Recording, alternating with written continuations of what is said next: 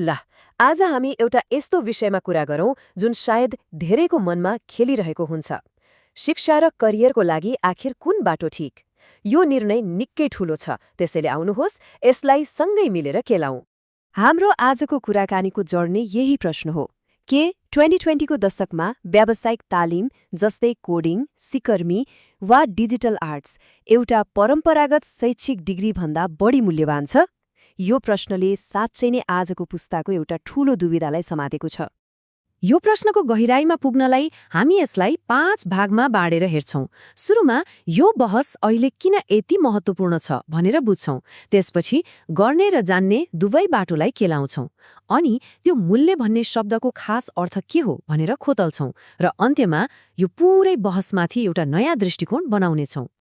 ल, पहिलो खण्डबाटै सुरु गरौँ। आखिर यो प्रश्न आजको दिनमा यति धेरै सान्दर्भिक किन भइरहेको छ त? यो छनौटको महत्त्व अहिले किन यति धेरै छ? यो प्रश्नमा रहेको 2020 को दशक भन्ने शब्दले नै धेरै कुरा भन्छ, होइन त?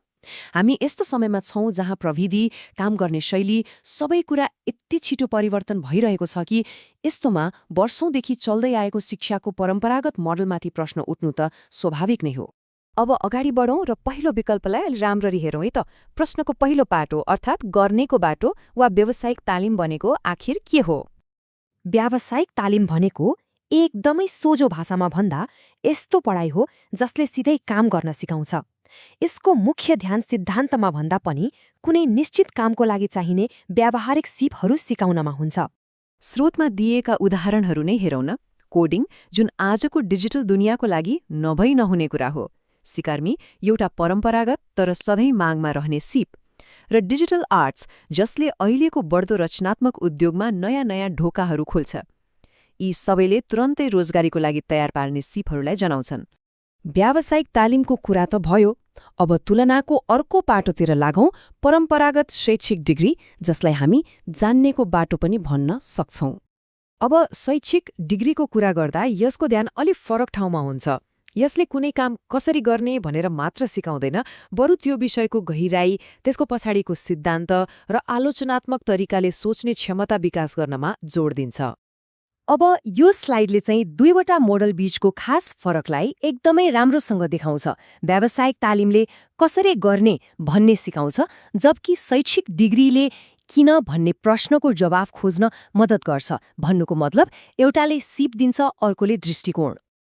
ल, हामीले दुवै बाटोबारे त बुझ्यौं, तर हाम्रो मुख्य प्रश्नमा एउटा शब्द छ जुन सबैभन्दा महत्त्वपूर्ण र अलि जटिल पनि छ। त्यो हो मूल्यवान। अब यसको अर्थ के हो भनेर केलाऊँ।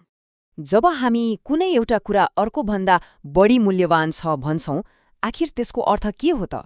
हामी के को आधारमा त्यो कुरा भनिरहेका छौं? यो प्रश्न आफैमा धेरै व्यक्तिगत छ र यसको जवाफ हरेक मान्छेको लागि फरक हुन सक्छ।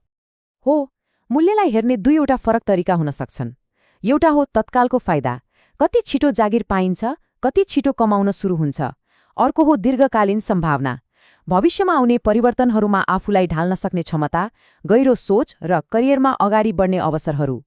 र यसबाट के देखिन्छ भने मूल्यको कुनै एउटै सबैले मान्ने परिभाषा हुँदैन। कसैको लागि तत्कालको आम्दानी नै सबैभन्दा मूल्यवान हुन सक्छ भने कसैको लागि लामो समयसम्म काम लाग्ने ज्ञान र सोच्ने तरिका। र दुवै आफ्नो आफ्नो ठाउँमा सही छन्। यो कुरा बुझिसकेपछि अब हामी अन्तिम खण्डमा आइपुगेका छौं। यहाँ हामी कुन राम्रो भनेर सोध्नुभन्दा पनि यो पूरै बहसलाई नै एउटा नयाँ दृष्टिकोणबाट हेर्ने प्रयास गर्छौं। यो प्रक्रियालाई 3वटा सरल चरणमा सोच्न सकिन्छ। पहिलो, दुवै बाटोले के दिन्छन् भनेर राम्ररी बुझ्ने। दोस्रो, आफ्नो लागि मूल्यको अर्थ के हो भनेर आफैले निर्णय गर्ने। र तेस्रो, यही आधारमा त्यो सुरुको प्रश्नलाई आफ्नो लागि एउटा नयाँ रूप दिने।